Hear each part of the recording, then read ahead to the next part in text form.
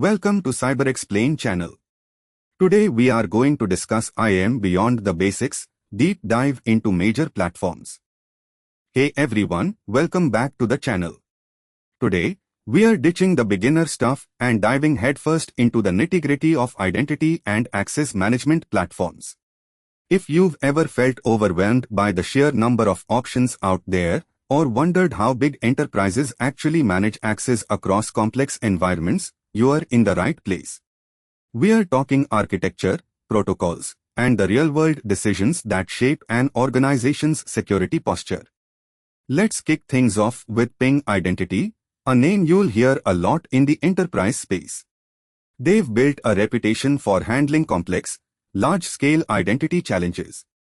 Think of them as the seasoned pro who's seen it all, from B2B to B2C, and can handle a massive user base with robust security requirements. Their strength lies in their comprehensive suite, designed to integrate with a wide array of existing systems. PingOne is Ping's cloud-native offering, designed to bring that enterprise-grade power to the cloud. It's built for agility and scalability, really hitting the mark for modern, cloud-first organizations. It's all about delivering a smooth user experience while maintaining strong security under the hood, with features like adaptive MFA and GCP capabilities. You're looking at a platform that's actively evolving with cloud trends. Now, no platform is perfect. For Ping, the sheer breadth of their offering can sometimes mean a steeper learning curve. For smaller organizations or those with very simple needs, it might feel like overkill, and the cost can reflect that complexity. Also, while they excel at integration, sometimes very niche or legacy systems might require custom work. It's a powerhouse, but you need to make sure that power is aligned with your specific needs. ForgeRock, which is now part of Ping Identity, was another major player, particularly known for its deep customization capabilities and its ability to handle complex identity journeys. Think of them as the engineers who could build exactly what you needed, from the ground up, especially for customer-facing identities where personalization and consent management are key. They were really strong in areas like consent management and dynamic user profiles. Even with the acquisition, the underlying strengths of ForgeRock's tech remain. Their ability to manage consent and privacy in a granular way is fantastic for regulatory compliance and building user trust. The platform's flexibility means it can be tailored for very specific use cases, like managing IoT identities or highly regulated industries. It's the kind of tech that lets you get really granular with your identity policies. The main limitation now is understanding how ForgeRock fits within the broader Ping portfolio. For new implementations, you'll likely be looking at the integrated PingOne platform. Standalone ForgeRock might be less common for new deployments. Historically, like Ping, it could be resource-intensive and complex for smaller organizations, often requiring specialized skill sets to manage effectively. Alright, let's pivot to the cloud hyperscalers. AWSIAM is, by definition, deeply integrated into the AWS ecosystem. Its strength. If you are all in on AWS, this is your native, cost-effective choice. It excels at managing access to AWS resources, EC2 instances, S3 buckets, Lambda functions, you name it. It's event-driven and designed for the scale and speed of cloud operations. AWSIAM primarily uses a policy-based access control model. Policies are just documents that define permissions.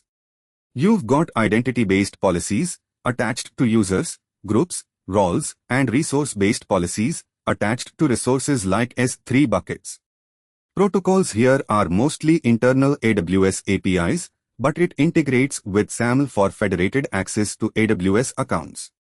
Think of it as managing digital keys and permissions for all your AWS rooms. The big limitation? It's primarily for AWS resources. Trying to manage identities and access for your workforce's SaaS apps or on-prem systems using *AWS IAM is cumbersome. It's not a full-blown GCP solution out of the box. Also, managing complex cross-account access or granular permissions across hundreds of services can become a headache without careful organization and tooling. It's powerful within its domain, but that domain is AWS. Similarly, Google Cloud IAM is deeply embedded in GCP. If your infrastructure lives in Google Cloud, this is your go-to. It offers granular control over GCP resources, leveraging Google's robust infrastructure. Think of it as your master key to all your GCP services, from Compute Engine to BigQuery. It's designed with Google's expertise in large-scale identity management. GCPIAM also uses a policy-driven model, assigning roles to principals, users, service accounts, groups. Roles are collections of permissions. It supports federation via SAML and OpenID Connect. Under the hood, it's all about Google's internal APIs for managing access to GCP services. The concept of service accounts is crucial here for programmatic access. Just like AWS IAM, GCP IAM is primarily for GCP resources. Managing identities outside of GCP, like your corporate Active Directory or customer-facing web apps, is not its core strength. It can get complex with managing permissions across many projects and services.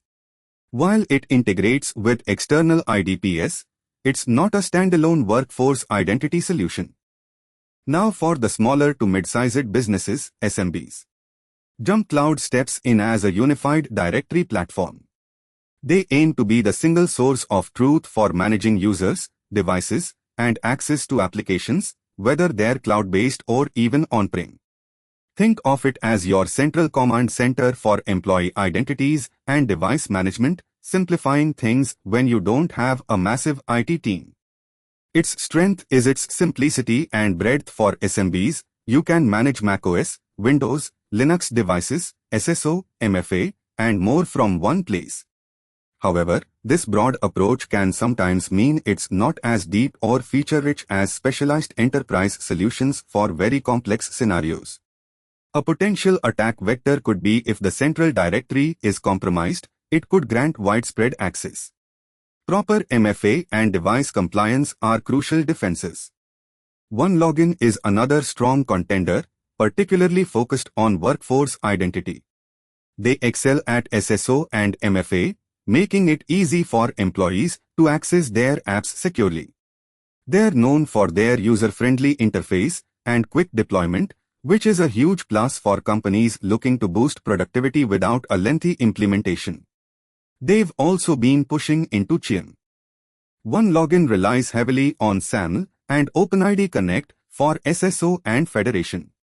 Their architecture is built around a cloud-based identity platform. When a user authenticates, OneLogin validates them and then issues assertions, like SAML tokens, to the target application, effectively telling the app this user is good to go. It's about securely brokering trust between the user, OneLogin, and the applications. While great for workforce, if your primary need is managing millions of customer identities with complex consent flows, dedicated GCP platforms might offer more specialized features. Detection of misuse could involve monitoring for unusual login patterns, rapid access changes, or repeated failed MFA attempts.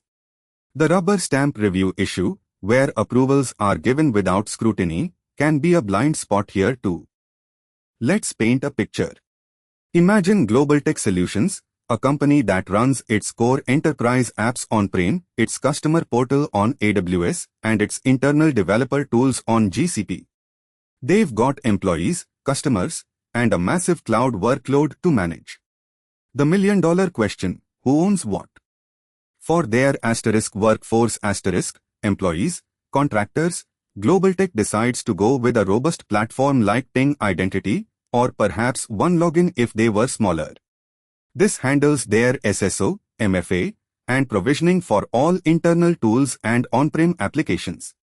It's the central hub for their employees' digital lives, ensuring consistent policy enforcement and a good user experience. For their customer portal on AWS, they need a GCP solution. They opt for a specialized GCP offering, potentially leveraging some AWS services for infrastructure but using a dedicated GCPIAM provider for user registration, consent management, social login, and scalable authentication. This is where fine-grained control over customer data and privacy is paramount. Now, for the *cloud workloads applications, services, APIs, running on AWS and GCP. This is where AWSIAM and GCPIAM shine.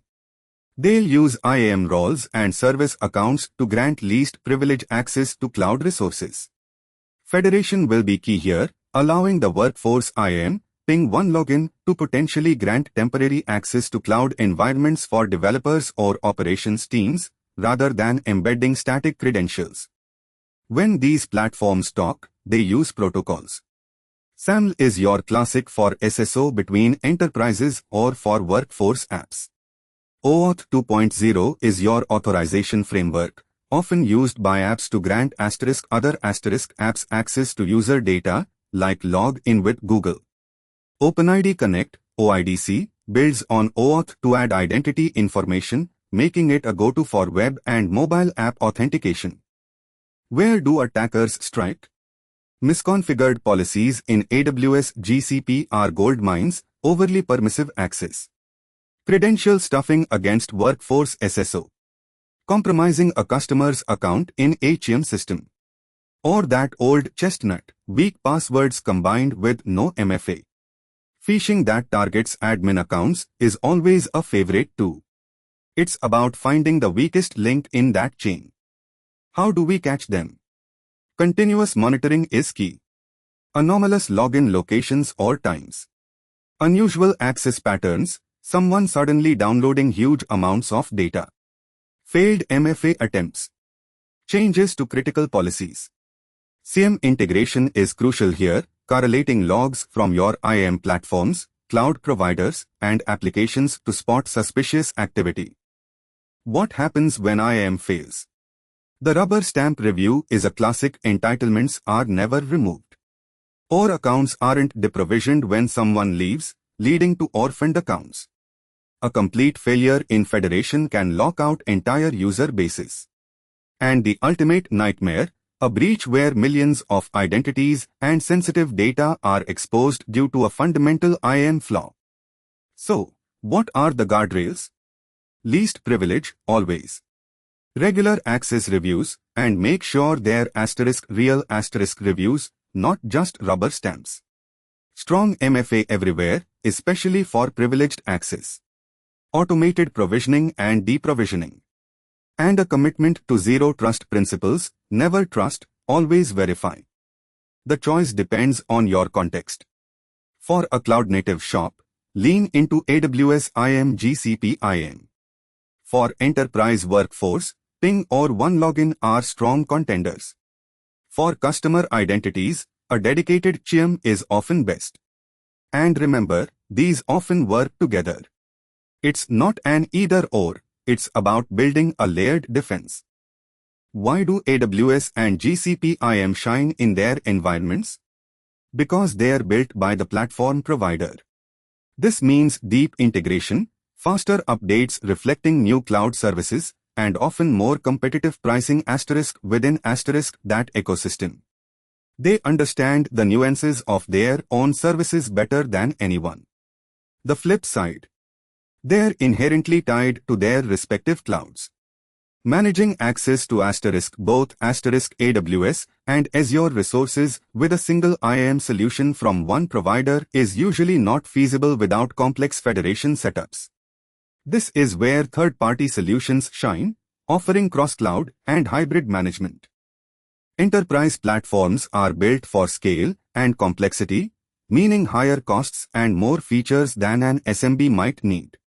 SMB solutions focus on simplicity, affordability, and core functionality. Trying to shoehorn an SMB solution into a massive enterprise or an enterprise one into a tiny startup is a recipe for inefficiency and unexpected costs. Protocols like SAML, OIDC, OAuth, and SIM are the lingua franca. They allow different systems to talk to each other. When choosing a platform, you need to ensure it supports the protocols required to integrate with your existing and future applications. This is where the magic of federation and SSO happens, enabling seamless access across diverse environments. Every feature, every integration, every user is a potential entry point. An attacker doesn't need to break down the front door if there's a window left open due to a misconfigured policy or a weak credential.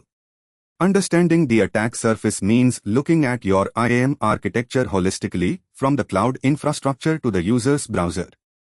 Detection isn't just about alerts, it's about context.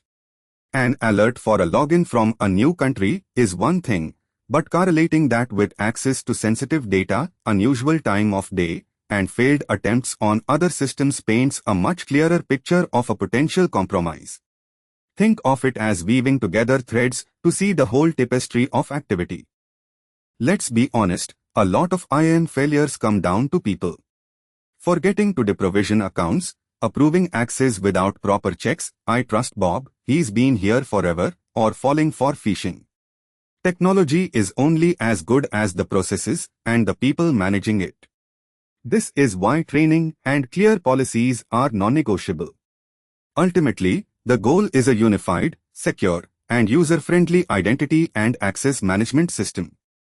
This doesn't always mean one single product, but rather a well-orchestrated ecosystem where different tools play their specific roles, from managing workforce identities to securing cloud workloads and protecting customer data. So, there you have it. A deeper dive into the IAM landscape. Remember, the best platform isn't universal, it's the one that best fits your organization's unique needs, threat model, and strategic goals. Keep learning, keep questioning, and stay secure.